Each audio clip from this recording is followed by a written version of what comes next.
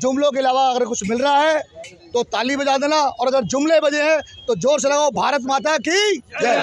धन्यवाद। वो हालात आ गए हैं, एक जानता आदमी होते हुए मेरे पीड़ा है अंदर से, कोई बोलता नहीं।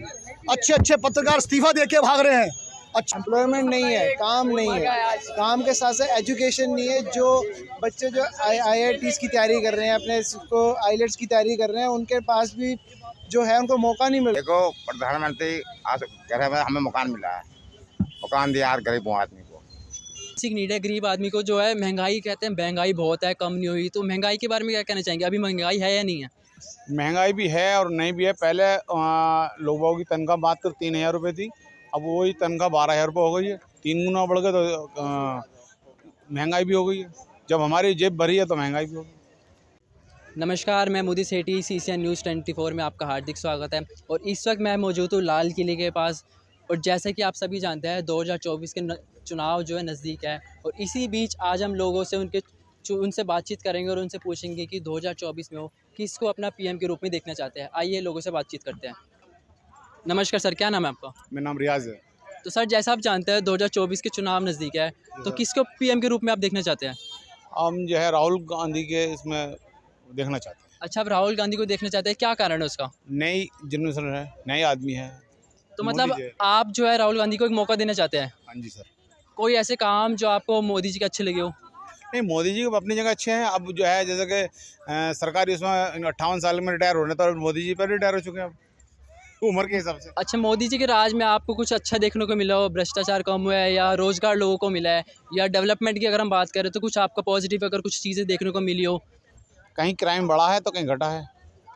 कहीं क्राइम बढ़ा है, ये बात बिल्कुल सही कही है। अच्छा, मान लीजिए अगर आप राहुल गांधी जी को एक मौका देते हैं, तो किस क्या मुद्दे को लेकर आप उनको मौका देंगे? नई जनरेशन को देखते हैं। और कुछ? नहीं, और तो कुछ नहीं। एक बेसिक नीड है गरीब आदमी को। जो है महंगाई, कहते हैं महंगाई बहुत है, कम नहीं हुई। तो महंगाई के बारे में क्या कहना चाहेंगे? अभी महंगाई है या नहीं है? महंगाई भी है और नहीं भी है। पहले लोगों की तनख्वाह मात्र 3,000 रुपये थी, अब वही तनख्वाह 12,000 रुपये हो गई है। 3 गुना बढ़ गए तो महंगाई भी हो गई है। जब हमारी जेब भरी है तो महंगाई भी हो गई। अच्छा, मोदी जी के, अगर मोदी जी चुनाव नहीं लड़ते, उनके दूसरा कोई चेहरा आपको दिखता है जो मोदी जी को टक्कर दे सकते हैं? मोदी जी को टक्कर देने वाले हैं किसको कहते हैं हम, या इस बारे में हमारा जो है वो लक्ष्मीकांत वाजपेयी हैं, मेरठ के। बहुत दबंग आदमी है, बात वाले। वो भी हालांकि BJP से हैं, बहुत बड़े आदमी है। नमस्कार सर। नमस्कार। तो सर, जैसे कि आप हम सभी जानते हैं 2024 के जो चुनाव है वो नज़दीक है, तो आप किसको प्रधानमंत्री के रूप में 2024 में देखना चाहते हैं? 2024 में प्रधानमंत्री के रूप में तो नरेंद्र मोदी को ही देखना चाहते हैं, क्योंकि पिछले 2002 से हमारे गुजरात में तो प्रधानमंत्री थे, लेकिन 2014 से यहाँ आए हैं। तो हमने तो लगता है कि सारे इंडिया में जो जो पर्यटक का स्थल है, जो जो विकास का कार्य है, शिक्षण है, औद्योगिक स्थल है, वो सभी में उसका बहुत अच्छा ज़्यादा प्रदान है। तो मैं मानता हूँ कि बार बार ये प्रधानमंत्री आए तो मैं मानता हूँ कि हमारे इंडिया की जो विदेशों में जो प्रचलित हुए हैं, हमारी औद्योगिक स्थिति वो बहुत अच्छी हुई है।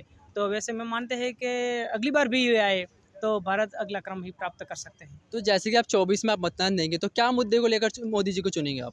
हम तो सबसे पहले ये विदेश मंत्रालय से जो विदेश से जो हुंडियामण बनाता है, मूड़ी रोकन आता है, वो ज़्यादातर इंडिया में लाए हैं। तो इंडिया में लाके जो युवाओं को जो रोजी रोटी मिलती है, वो पर्यटक का तो जो बड़ा स्थल है, वो स्थल का जो प्रोग्रेस किया है, विकास किया है। वैसे तो मैं मानता है कि एजुकेशन भी बहुत अच्छा किया है, और हमारी कम्युनिटी भी बहुत आगे बढ़ चुकी है। तो वैसे मैं मानता हूँ कि उसका बहुत अच्छा कार्य ये रहा है, और अगली बार भी जो जो एग्रीकल्चर है, किसानों के लिए भी बहुत अच्छा काम किया है। तो मैं मानता हूँ कि अगली बार भी इस मुद्दे के वजह से भी वो आ सकता है। अच्छा, अगर बेसिक नीड महंगाई की हम बात करें, तो महंगाई है आपके हिसाब से? महंगाई तो भाई एक ऐसी चीज़ है कि जितनी लोगों की उत्पादन जितना होता है, और इससे जितनी मांग होती है, वैसे मतलब करता है। क्योंकि जितना उत्पादन होता है इससे मांग अधिक है, क्योंकि हमारे इंडिया की पब्लिक अभी 140 करोड़ हो गई है। 140 करोड़ को जो जो वस्तु पूरी पड़नी चाहिए वो पूरी नहीं पड़ती, तो महंगाई होगी नहीं। सोना इतना महंगा क्यों है? क्योंकि सोने की जितनी उत्पत्ति है, अथवा तो हमारे यहाँ जो इतना जत्था है, इससे उसकी मांग बहुत है, इसलिए सोना महंगा है। एवं जो भी चीज़ जितनी उत्पादन होती है, इससे मतलब करती है कि कितना महंगा है। और महंगाई तो बढ़ती रहेगी, क्योंकि हमारी जो पब्लिक है वो दिन प्रतिदिन बढ़ती जा रही है। अच्छा 70 साल से जो है कांग्रेस ने राज किया था और अब 10 साल से जो भाजपा की सरकार है, तो अगर कंपेयर करेगी तो किसकी सरकार आपको ज़्यादा अच्छी लगी है? वो आपकी बात वही सही है, लेकिन मैं कहना चाहता हूँ कि इस सरकार में जो काम पहले जो होता था अच्छा होता था, लेकिन वो जो सुविधाएं जो होती है, हमारे को सिलेंडर महंगा ज़रूर है, लेकिन सिलेंडर अभी तो ये एक फ़ोन करो और कंप्लेंट नोट कराओ तो दूसरे तीसरे दिन वो सिलेंडर आ जाता है। और इससे पहले तो हमारे को बड़ी बड़ी लाइन में खड़ा रहना पड़ता था, और लाइन के बाद भी जब हमारा क्रम आता था तब बोलते थे कि सिलेंडर खलास हो गया, अब कल आना। तो जो कर्मचारी लोग है और स्टूडेंट लोग है, किसान हो, आपका काम पड़ता फिर 10-20 किलोमीटर दूर जाके लेना जाना पड़ता था। तो मैं मानता हूँ कि महंगा ज़रूर है, लेकिन सुविधाएँ मिल जाती है। अच्छा आपने बताया मोदी जी के मेरे को ये काम अच्छे लगे, कोई ऐसा काम जो आप उनसे मांग करना चाहते हैं या किसी चीज़ में सुधार चाहते हैं? सुधार तो वो कहीं करना है, बड़ा इंडिया है तो सुधार की ज़रूरत ज़रूर होती है। हमारे संविधान में भी लिखा है कि हमारा परिवर्तनशील है संविधान, और परिवर्तन तो ज़रूर करना पड़ता है। लेकिन अभी जो एक बहुत बड़ी समस्या भारत में मेरे को दिखाई देती है कि छोटा गांव से लेकर एक तालुका लेवल से और जिला लेवल से और राज्य लेवल से जो कहा जाता है कि दबान हटाना चाहिए। दबान बहुत बड़ी समस्या है। रोड का दबान हो गया है, गांव का दबान हो गया है, शहर में जाने का रास्ता, गांव में जाने का रास्ता वो छोटा हो गया है। यानी कि जो सरकारी रास्ता है तो बड़ा होता है, और ये सबसे बड़ी चीज़ है। जो अगली बार आए तो ये काम करे तो समृद्धि तो हो चुकी है, मैं मानता हूँ। और हर एक को जो काम मिलना चाहता है काम भी मिल जाता है, लेकिन दबान बहुत बड़ी समस्या है। लोगों को दबान दूर करना और उससे सरकार कहीं काम हाथ में ले तो बहुत अच्छी बात है। तो आपके हिसाब से विचार से मोदी जी को एक चांस देना चाहिए? बिल्कुल ज़रूर मोदी जी को चांस देना चाहिए। तो मैं मानता हूँ कि जितना प्रोग्रेस हुआ है, विकास हुआ है, हमारा डेवलप हुआ है इंडिया, और इससे भी अधिक डेवलप हो सकता है, क्योंकि इतनी उम्र वाली व्यक्ति भी बहुत अच्छी तरह से जो चल सकती है, बोल सकती है, काम कर सकती है। और हम तो सुनते हैं कि 15-17 कलाक काम करते हैं, हम भी नहीं कर सकते, वो कर सकता है, तो उसको लाना ज़रूर चाहिए। नमस्कार अंकल जी। हाँ जी। तो जैसा आप जानते हो 2024 के चुनाव नज़दीक है, किसको प्रधानमंत्री के रूप में देखना चाहते हैं? मोदी सरकार। क्या कारण है उसका? क्या कारण है उसका? बहुत बढ़िया काम कर रहा है। क्या काम करे? क्या काम करती है। ये आपने कहा बढ़िया काम करे, कुछ काम होंगे, एक दो बातें बताइए। एक मिनट शांत करो। देखो प्रधानमंत्री आज कह रहे हैं हमें मकान मिला है, मकान दिया यार गरीबों आदमी को, ठीक है नहीं है? हमारे यहाँ तो ये हुआ, सबको मकान मिले हैं। अच्छा जो 70 साल में कांग्रेस की सरकार थी और 10 साल से भाजपा की सरकार है, अगर दोनों की तुलना करें तो आपको कौन सी सरकार ज़्यादा अच्छी लगती है? बीजेपी सरकार। मोदी क्या काम करे मोदी जी ने? काम क्या, काम कौन सा नहीं किया, सारा काम किया। योगी जी को बना दो प्रधानमंत्री। योगी जी तो वाला भी कोई पैदा नहीं है, उसको हराने वाला कोई पैदा नहीं है। लिख के ले ले, अभी लिख के ले ले, शर्त लगा ले चल। ना शर्त नहीं लगाता अंकल जी का कहना आप शर्त लगा लो, क्या कहना चाहेंगे इस बारे में? मैं तो यही कहना चाहूँगा कि हमें अब की बार किसी और को मौका देना चाहिए। मौका किसको देना चाहते हैं आप? मैं तो एएसपी को देना चाहता हूँ, आज़ाद समाज पार्टी। तो मतलब आपका कहना है मोदी जी ने 10 साल राज कर लिया, दूसरी सरकार को भी मौका दो। हाँ 3 साल लग जाएंगे सुधारने में, ये तो 5-10 साल, इसमें तो बहुत टाइम लगेगा सुधारने। अच्छा डेवलपमेंट की बात करें तो आपको कोई दिख रहा है देश में कोई डेवलप हो रहा है, कुछ हो रहा है? क्या नहीं दिख रहा, बहुत कुछ दिख रहा है, ये सब कुछ दिख रहा है, दिख क्या नहीं रहा ये बताइए। तो मोदी जी को आप अगला प्रधानमंत्री के रूप में देखना चाहते हैं? बिल्कुल अगला, अगले से अगला, सारा जीवन। आपकी क्या राय है अंकल इस बारे में? दोस्तों 47 से जब देश के पास कुछ नहीं था, यही नेता थे जिन्होंने यहाँ पर इतना कुछ बना कर इनको सौंप को दे दिया, इनके हाथों में इतना कुछ सौंप दिया, इतने बड़े हॉस्पिटल, इतने बड़े हवाई अड्डे, इतना बड़ा कामगार रोज़गार। आज रोज़गार के नाम के ऊपर एक बात नहीं है।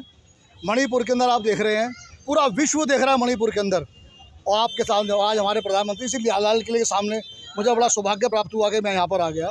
और आज उसी मणिपुर के विधान का हमारे एक शब्द नहीं बोला, उन्होंने कहा मणिपुर से लेकर कन्याकुमारी तक दर्द है। अरे दर्द नहीं देखता, दवा चाहिए, दवा इनके पास नहीं है।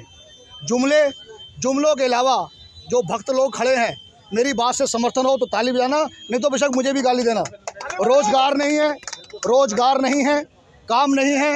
एक हॉस्पिटल इतना बड़ा प्रधानमंत्री हिंदुस्तान का बाहर जाके बोल रहा है कि हर एक दिन एम्स बन रहा है, हर एक दिन यूनिवर्सिटी बन रही है। आपको दिल्ली में दिखी कोई यूनिवर्सिटी बनती हुई? आपको दिल्ली में दिखा हॉस्पिटल बनता हुआ? जो हमारे बुजुर्ग बना गए थे उसको बेचने का काम हो रहा है, उसके अलावा कुछ नहीं हो रहा। जाग जाओ, जाग जाओ। ईस्ट इंड कंपनियाँ आई थी हिंदुस्तान के अंदर, बर्बाद कर गई थी पूरे देश को। ऐसे ही ये अब छुटभैये नेता आए हैं हमें बढ़ाकर लड़ाकर। मुझे बताओ, हम 140 करोड़ 20 करोड़ मुसलमान, लेकिन मैं तो कहूँगा ये मुसलमानों को उल्टा उन्होंने और एक कर दिया है। जो बिछड़े हुए थे मुसलमान पता नहीं था, उनको एक कर दिया है। और ये हमारे हिंदुस्तान के लिए, गंगा जमुना सभ्यता के लिए ये घातक है, इतना घातक है कि आने वाले समय में हमारे बच्चे माउंटेन एरिया में डरेंगे जाते हुए, माउंटेन हिंदू एरिया में डरते रहेंगे। और ये अफगानिस्तान आपके सामने बन गया है। देश को बचा लो, देश को बचा लो, क्योंकि आज देश के अंदर वो हालात आ गए हैं। एक जनता आदमी होते हुए मेरे पीड़ा है अंदर से, कोई बोलता नहीं।